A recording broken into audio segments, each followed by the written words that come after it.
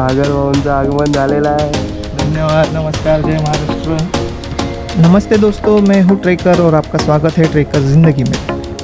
आज हम जा रहे हैं Vikatgarh, which is also known as Peb fort. अगर आप बाय रोड आते हो तो ठीक है, लेकिन अगर आप ट्रेन से आ रहे हो तो आपको शेयर टैक्सी मिल जाती है, जो कि अभी 100 रुपीज़ चार्ज करती है माथेरान के लिए।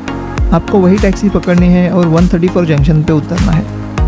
मानसून शुरू होते ही पहाड़ों से कूदने वाले झरने और पहाड़ों में फंसे हुए बादल दिल को काफ़ी सुकून देते हैं। इस रास्ते पर कई सारे झरने और गर्मा गर्म भुट्टे का लुत्फ उठाते हुए कई सैलानी दिखाई देंगे। ग्रेड वाइज देखा जाए तो ये ट्रैक मीडियम ग्रेड की श्रेणी में आता है। आधा पहाड़ तो हम गाड़ी से ही चढ़ जाते हैं, बस आपको ये 134 जंक्शन मिस नहीं करना है। ज़्यादातर सैलानी माथेरान का रुख करते हैं, पर हम तो चले पे फोर्ट की तरफ। यहाँ पर आप देख सकते हैं बाइक और 4 व्हीलर के पार्किंग की सुविधा है, लेकिन लिमिटेड है। अगर पार्किंग फुल हो जाए तो आप अमन लॉज की तरफ जाके गाड़ी पार्क कर सकते हैं और वहाँ से स्टेशन की अपोजिट डायरेक्शन में आपको ट्रैक स्टार्ट करना होगा। सुबह के ठीक 9 बजे ट्रैक स्टार्ट किया। अच्छी खासी धूप खिली थी, पर ज़रा नज़र घुमाते ही पता चला कोई हमारा पीछा कर रहा है। खैर उसे नज़रअंदाज करके हम थोड़ा आगे बढ़े तो देखा कि लैंडस्लाइड हुआ है। आप देख ही सकते हैं कितना बड़ा लैंडस्लाइड हुआ था।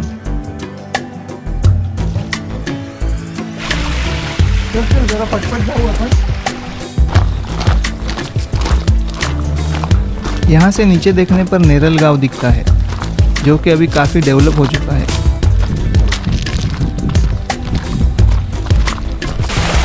इस पट्टी के रास्ते में कई झरने दिखाई देते हैं।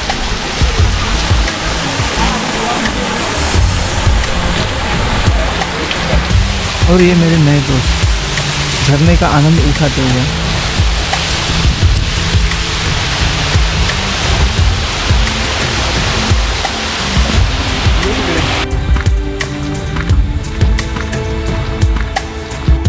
थोड़ा दूर चलते ही अचानक से घना कोहरा छा गया।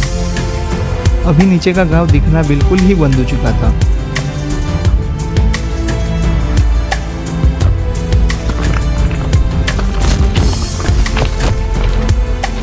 दाएं तरफ झरने, बाईं तरफ खाई और सामने घना कोहरा, लेकिन हमारे कदम चल रहे थे। ये आखिरी मोड़ है, यहाँ से थोड़ी दूरी पर ट्रैक रूट स्टार्ट हो जाता है। कि यहाँ पर एक कमान बनी है, यहीं से नीचे उतरना है।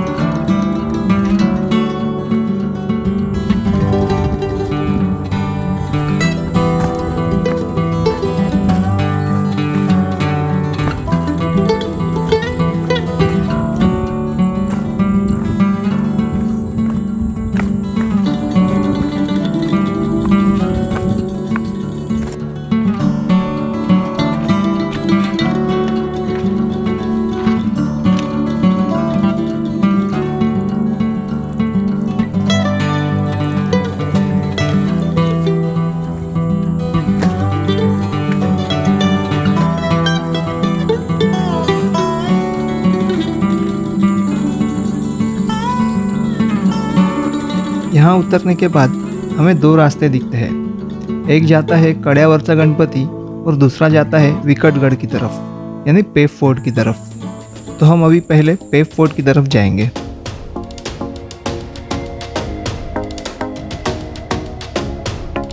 यहाँ पर एक छोटी सी सीढ़ी है, इसीलिए सभी आराम आराम से उतर रहे हैं।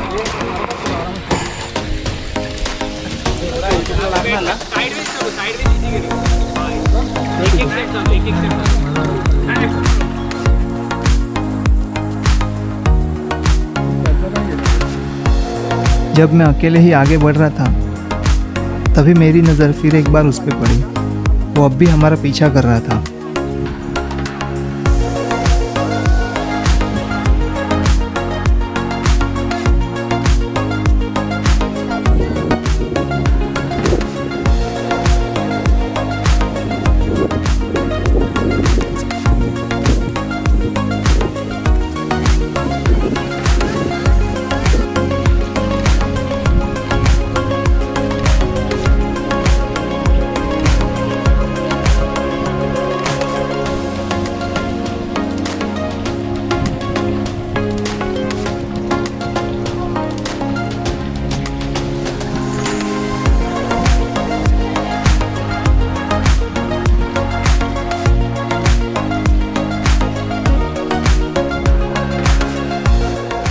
सीढ़ी चढ़ते ही आपको ये बोर्ड दिखाई देगा।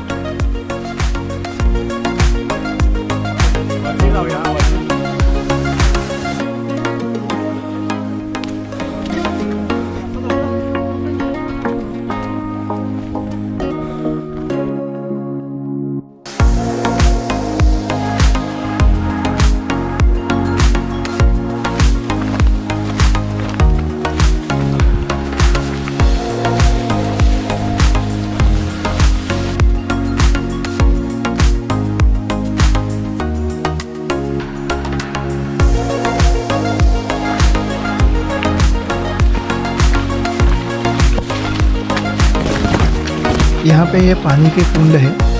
अभी बारिश के कारण ये पानी मटमैला हो चुका है।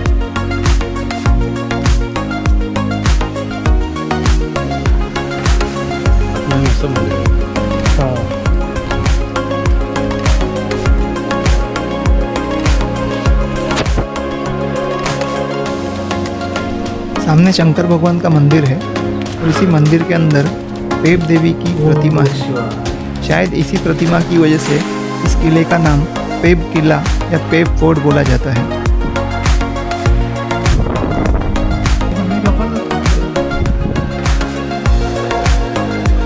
मंदिर के बगल में एक और कुंड है जिसका पानी पीने योग्य है।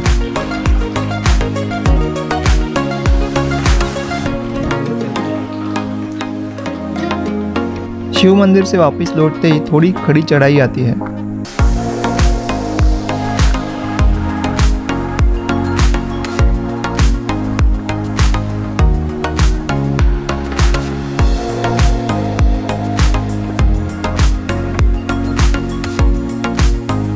यहाँ थोड़ी सांस फूलने लगती है, लेकिन जोश में कोई कमी नहीं आती।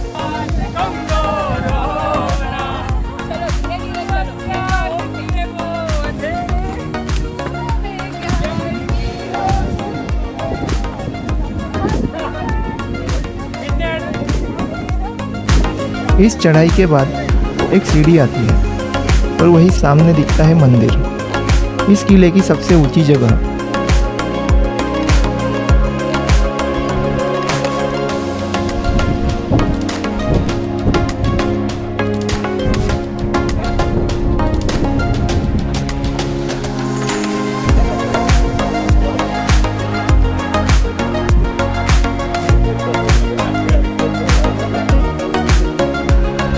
यह दत्तात्रेय मंदिर है। यहाँ पहुँचने के बाद जो सुकून मिलता है वो आप यहाँ आने के बाद ही अनुभव कर सकते हैं।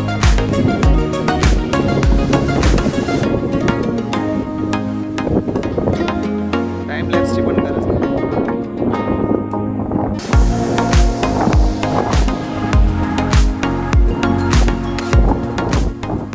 मंदिर में दर्शन करके हम केव्स की तरफ जा रहे हैं। ये रास्ता घने जंगल का है और थोड़ा फिसलन भरा भी है। वहाँ सामने एक पानी की टाकी है और पड़ोस में ही हनुमान जी की मूर्ति है।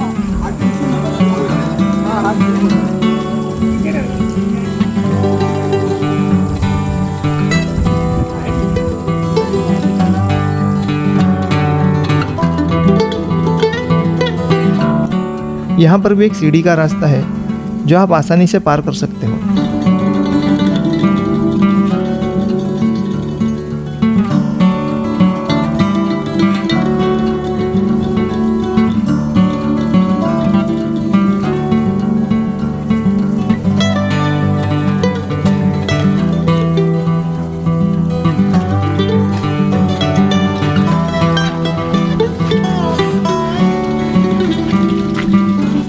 सीढ़ी उतरते ही जो गुफाएं दिखती है वो पूरी तरह पानी से भरी हुई है।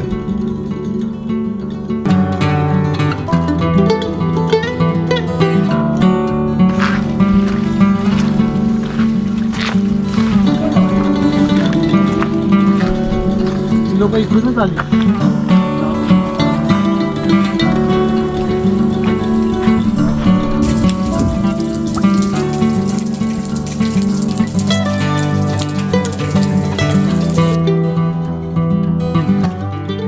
शिवाजी महाराज के कालखंड में किले का इस्तेमाल वॉच टावर के रूप में किया जाता था। ये जो दो केव्स है वो अंदर से कनेक्टेड है। इन गुफाओं का इस्तेमाल अनाज के भंडार के रूप में किया जाता था। और मुझे एक बात का पता चला कि जब शिवाजी महाराज ने कल्याण पर आक्रमण किया था तब कल्याण से जब्त किया गया खजाना सबसे पहले इसी किले पर लाया गया था। इसके अलावा मुझे और कोई जानकारी उपलब्ध नहीं हो पाई। यहाँ दीवारों पर श्लोक और आरती लिखी गई है। पेप किला किस कालखंड में बना या किसने इसका फोर्टिफिकेशन किया, इसके कोई पुख्ता दस्तावेज उपलब्ध नहीं है।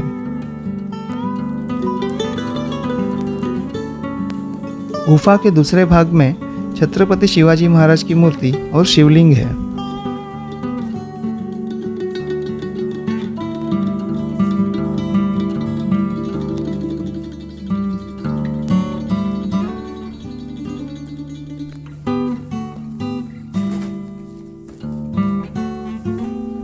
इसी गुफा में हमने भोजन कर लिया। तभी कुछ दोस्तों को पता चला कि आज मेरा बर्थडे है और बर्थडे सेलिब्रेशन शुरू। Happy birthday to you. Happy birthday to you.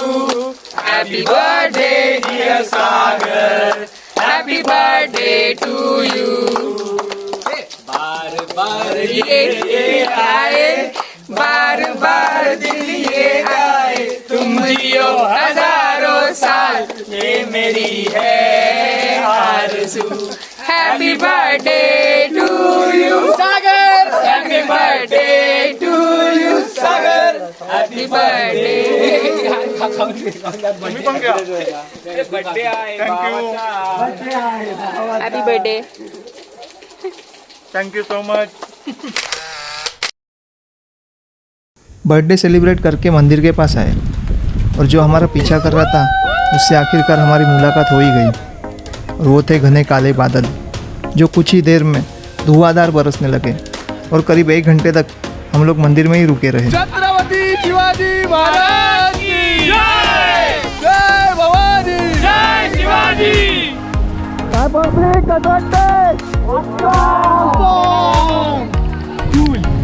Super cool.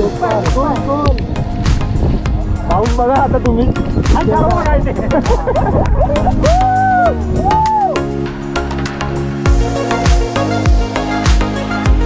थोड़ा बारिश में एंजॉय करके अभी हम लोग जा रहे हैं गणपति कड्यावरचा। बारिश नहीं थी लेकिन धुआं ही धुआं, कोहरा ही कोहरा फैला हुआ चारों तरफ। कहीं भी पैर डाले ऐसा लग रहा है कि खाई में पैर डाल रहे हैं और सामने कोई चीज नहीं है।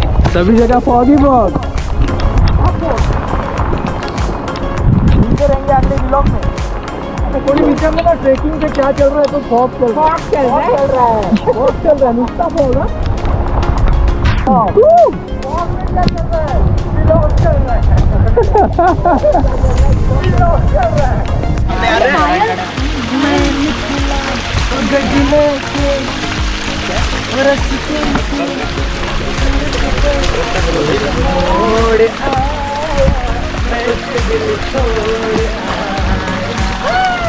हाँ, तो माथेरान से जब भी हम लोग आते हैं ट्रैक स्टार्ट करने के लिए, उतरते ही तो हम लोग को 2 रूट दिखते हैं।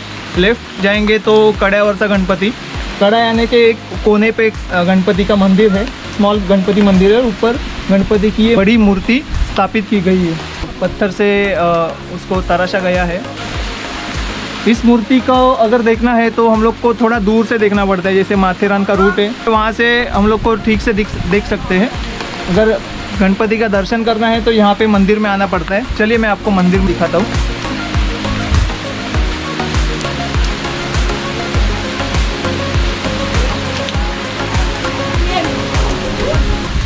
तो यहाँ पे ये गणपति की मूर्ति स्थापित की हुई है और यहाँ पर एक आकर्षण है जो कि है उंदीर मामा, जिसे हम लोग मराठी में मामा कहते हैं। तो यहाँ पे एक अंदर छोटा उंदीर मामा है और अगर बाहर देखेंगे हम लोग तो आपने अभी वीडियो में देखा ही होगा, ये बड़ी सी मूर्ति बनाई गई है। हर बार आपको पता है कि गणपति के पास मतलब चूहा तो रहता ही है, तो वही यहाँ पर बनाया गया है और यहाँ पे ये भव्य गणपति की मूर्ति है। चलिए, तो अभी हमारा ट्रैक तो यहाँ पे ख़त्म हो गया और अगर आपको वीडियो मेरा अच्छा लगा हो लाइक शेयर और सब्सक्राइब ज़रूर कीजिए। धन्यवाद।